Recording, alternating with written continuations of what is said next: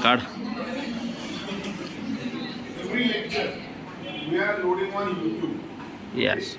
So even if there is something problem in understanding of lecture, you can look at it repetitively on YouTube. You can listen it repetitively so that you can understand.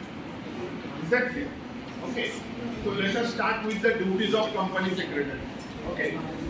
So before going to duties, I would like to ask you, who is company secretary? What is the position of company secretary in company? What is the qualification needed? CS. Who will give that qualification in India? ICSI, the Institute of Company Secretaries of India, is the professional body which provides professional degree of company secretary. Is that clear? The role of company secretary is to work as a legal advisor of a company. Legal advisor. Okay.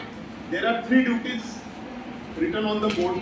Duties under the Companies Act, duties under the Income Tax Act 1961, and other general duties. Is that clear? What are the duties under the Companies Act? Number 1, compliance regarding registration. I taught you 4 stages of company registration, formation of company.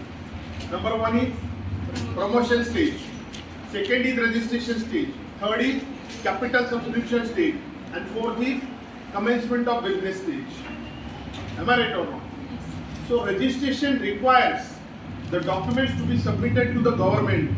Government means register of companies, memorandum of association, then articles of association. At the time of capital subscription in case of public company, it requires prospectus. So this is what the duty of company secretary, to draft this document carefully and submit it to register of companies on behalf of the company, on behalf of the board of directors. Clear? Second is signing share certificate. Every share certificate is an authentication. It is document of title of ownership of shares by an investor. He becomes a shareholder. At least 2 directors, inculcating 1 managing director and company secretary should sign share certificate. Then it becomes an authentic document. Third, signing annual returns. Annual return is the document which provides information about the company, financial information, profits, losses, investments, contracts in the hands of the company, liabilities or loans raised by the company.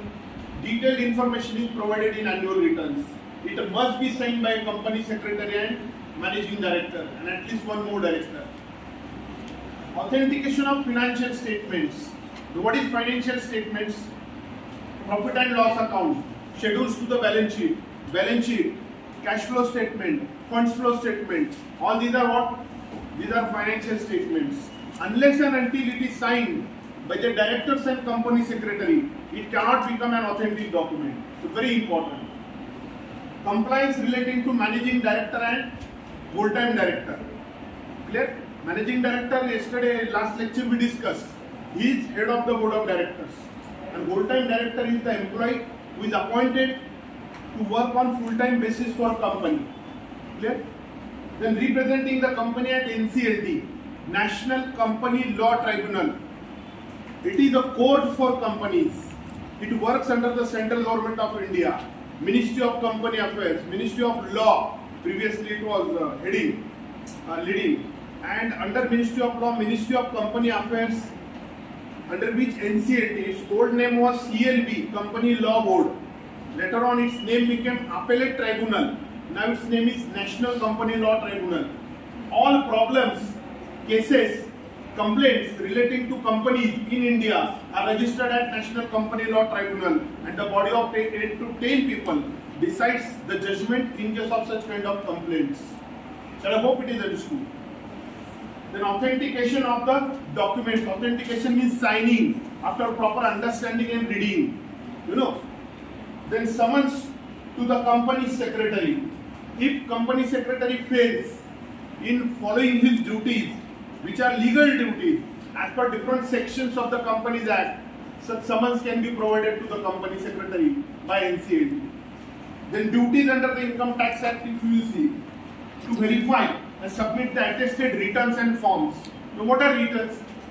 For example, return of allotment is provided by the company within 3 days from the date of allotment of shares to the investors. It must be signed by a company secretary. It must be submitted to the register of company within 3 days from the date of allotment. To check filing of tax deducted at source. Tax deducted at source means the tax cut by the person who is paying some amount to another person. There are different sections given under Income Tax Act which talks about TDS. For example, I am salaried employee. My salary is, for example, 3 lakhs rupees. So every month, my principal is cutting 50,000 from my salary as tax deducted at source, and that is paid to the government on my behalf. So every month, return is required to be submitted by head of the institution, manager of the company, principal of the college, whatever may be, trustee of the trust. Every month TDS will be deducted, that will be paid to the government, and return of TDS will be submitted to the government. These are very important tasks in the hands of the company secretary. Okay? To check filing of TDS, whether it is in time filed or not, paid to the government or not. Then ensure TDS deduction from salary. That example I had given. Ensure TDS returns and records. All records must be maintained properly for the purpose of audit of income tax if it is enacted by the authorities. Okay? Then other general duties, if you will see, to advise the board of directors for risk management issues. Okay? Board of directors can take decisions for investment of funds of the company into different options of stock market, capital market. In that case, risk management is required to be calculated, and that will be advised by the company secretary. Corporate social responsibility, CSR. Nowadays CSR is compulsory for all companies. 3% of the profits of the company are required to be expended on social purposes. Is that clear? What company is doing for the society out of its profits, that is called as corporate social responsibility, and it has to show into its annual return of income how much amount has been expended, in what way it has been expended, with proofs it is required to be submitted to the government. Brand equity and image building. Image building is the process of procuring goodwill from the market by good decisions of board of directors. Managing IPR. IPR inculcates intellectual property rights. Number 1, patents, copyrights, designs. Then designs. One more is there. Geographical indication. Is that clear? This type of intellectual property rights are earned by the company. Patents is a monopolistic right granted by a person for finding out any method, manner or process of manufacture. Is that clear? So it is required to be kept in legal sense, legal ownership under Indian Patents Act 1970. That is the duty of company secretary. Clear? Same way with copyrights, different acts are there. Design Act is there, Copyright Act is there, passed by the Parliament of India. Then healthy communication between stakeholders, government and authorities. Authorities means the board of directors. So company secretary works like an intermediary between government and company. Is that clear? And last, maintain meeting records and convene meeting. Now what are meeting records? Meeting agenda, notice of the meeting, proceeding book of the meeting.